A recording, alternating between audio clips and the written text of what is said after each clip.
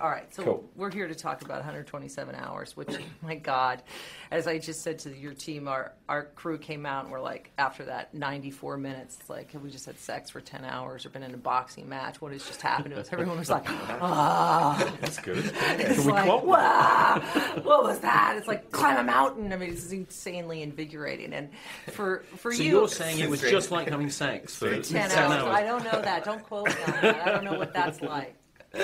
But it was a fantastic film, and I'm from that part of the world. I grew up in Colorado. I know those guys are assholes, those crazy hikers, make me nuts. Like the beginning, when you started it, I was just like, from the second it just went. It felt like 30 minutes. Oh, cool. And the fact that you brought that guy in that scenario, full character, fully realized, and you're rooting for him and you love him in the end, even though obviously he's flawed. Mm-hmm. But what made you want to do, for you, you're busy in 17 different schools, I read now. Another, you've added a couple more that you're doing, I don't know. But well, I finished the other ones. And I'm on to a new one, yeah.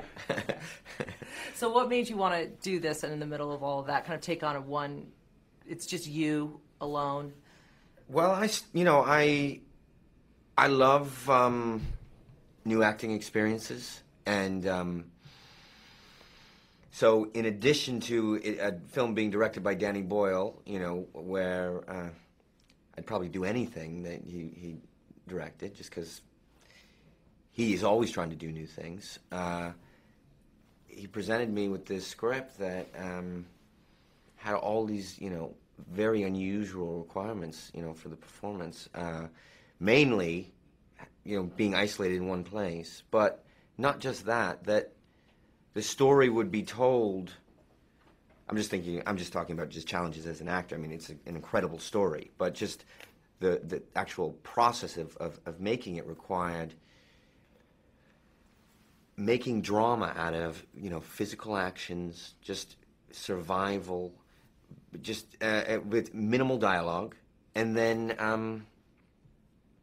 I guess those are the things that stood out to me at first. Like, okay, it's a great story, but how are we telling it? And I love that it was all going to be just these minute physical actions, and then that we had justification for essentially like these soliloquies that would be presented directly out to the audience. And those are two things that are not, you don't do a ton of in most movies as an actor.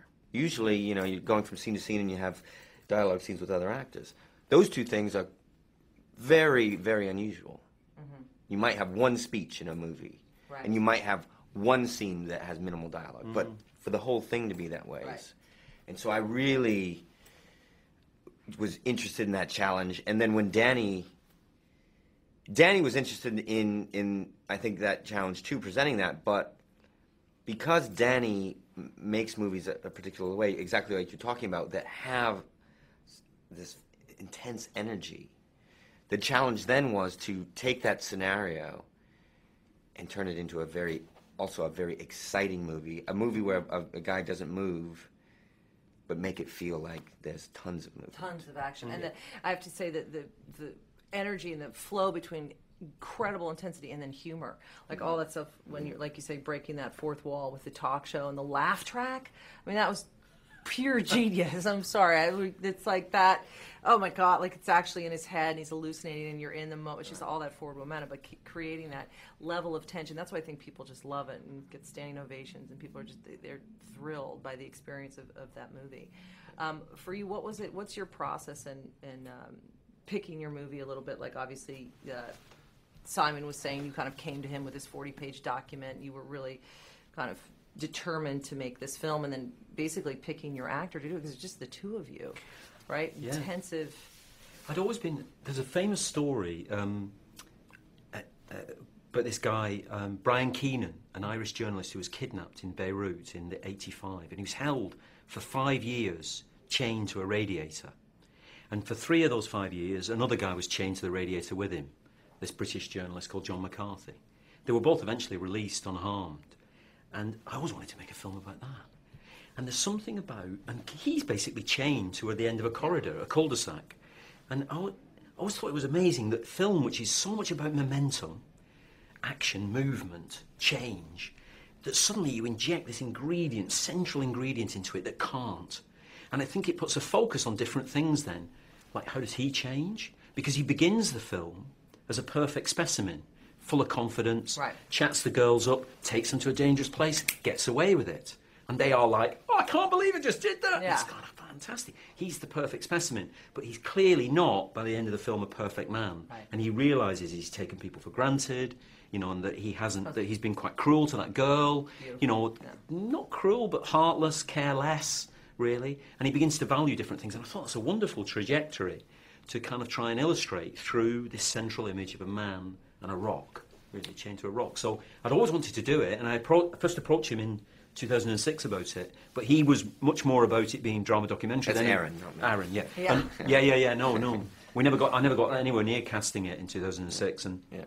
finally he came back to us, and then we got James to, because there's not many actors who can, you know, it doesn't matter what kineticism you can produce with the camera, there's not many actors can hold you for that amount of time, you know. Right. So that's a Physically, you tribute look to like him. you're ready to He climb made a me mountain go on a too. diet, yeah. Did he? No, you Yeah, look I very worked out, physically yeah. for that. For a long time. For that part. That was the least. Now, that was probably the most challenging part of the whole movie. The pre-production. Staying on the diet. Just eating that food.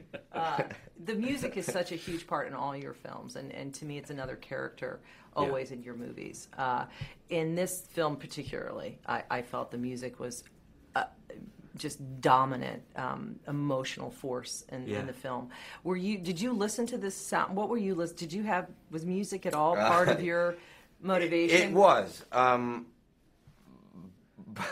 not really the music that ended up in the final film. Aaron is a huge music lover and travels the country visiting, you know, to follow concerts. But his favorite band is Fish, and the shirt I'm wearing in the film is a Fish shirt. Right. I actually like Fish, and I have seen them in concert when I was at UCLA as an undergrad. I went and saw them at Pauley Pavilion.